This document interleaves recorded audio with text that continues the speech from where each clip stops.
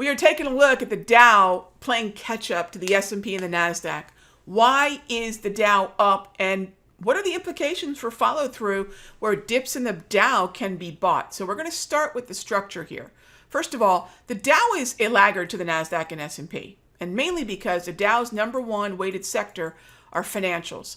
Not so coincidentally, we're getting financial earnings right now, and we're seeing the XLF, which I'll show you in a moment, breaking out, and that is what's allowing the Dow to move higher in a much swifter way.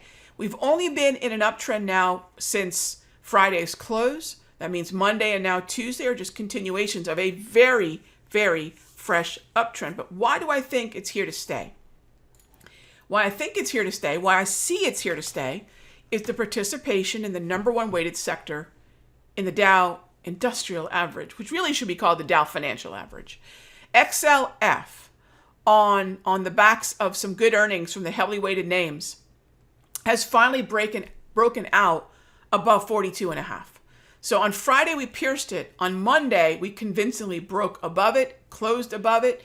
And these 2 days have shown that the financials are breaking out. And not so coincidentally, now we're seeing the acceleration to the upside in the Dow. So remember, if we understand the sectors that are weighted in the indices, and I'm telling you right now, gang, not 2 in 10 traders think about this when they're trading.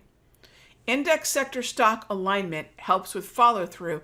And since we have now broken out of that range in XLF, we can get a lot more buy the dip mode in the Dow. That could be DIA, that could be YM. What are the stocks that are heavily weighted within the Dow that are moving in uptrend? So what I do then is I crack open the XLF, and I'll move this over into view so everyone can see this. So this is the way that I look at what's happening in the financials. I take a grid and I put it together in such a way that I can see what stocks are heavily weighted within it. And this is this right here. Okay. Take a look what's moving with a trend. So what is the Dow being powered by? XLF. What is the XLF being powered by? Berkshire's been surging. JP Morgan's in an uptrend. Bank of America's in an uptrend.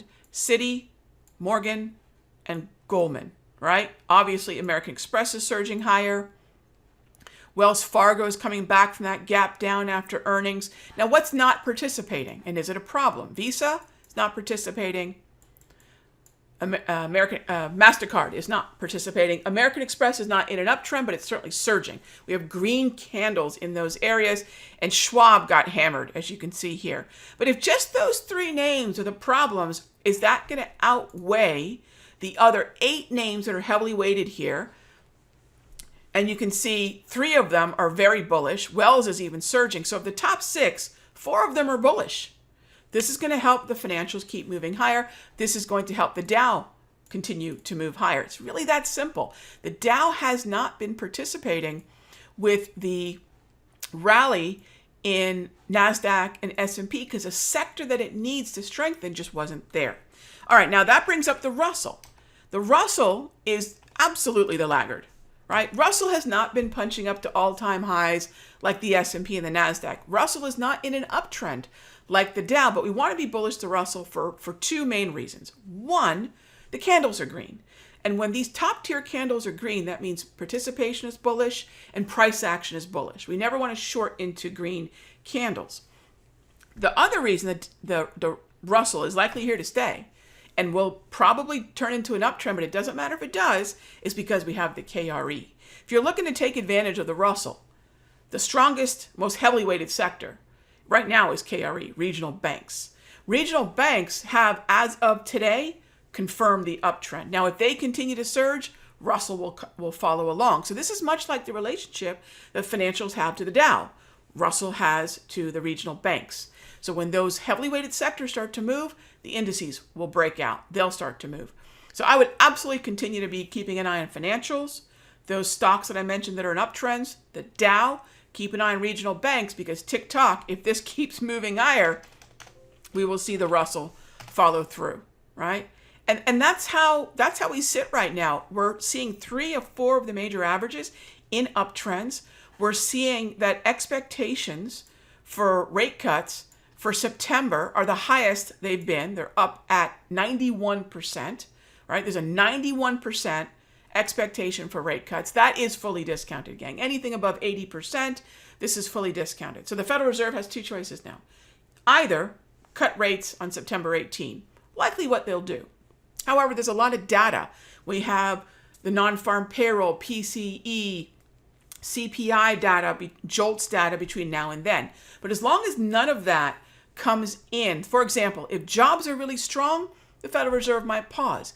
If inflation starts to heat up again, the Federal Reserve will likely pause. So as long as those things don't happen, and as long as the Federal Reserve chooses to not talk these expectations down, there's no reason for equities not to rally, because we're going to get 3 quarter-point, if not 2 quarter-point rate cuts. One in September, one in November on the 7th, and one in December on the 18th. Those are the next 3 meetings after the July 31st meeting, where there is no expectation for a cut. It's going to be a hold, but that rate statement and that press conference is going to be important at the end of the month, because it'll set up and fortify expectations for the next 3 meetings. And that's where we sit, gang. Dow is here. There's Y, XLF.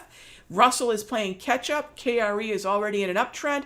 This is what participation looks like, gang. These are what bullish markets, if you're waiting to buy dips, if you have not been engaging this upside all year long, it's not over yet, but don't dilly-dally, right? We're getting better and better participation in the sectors that matter, right? When we're taking a look at what's happening in the broader averages. Hey traders, Raghee from Simpler Trading. Thank you so much for watching this video. Be sure to leave a like and a comment below. And remember, subscribe and click the bell icon so you'll get notified of the next update. And when you're ready to join me for live trading, be sure to head on over to simplertrading.com. I'll see you in the next update.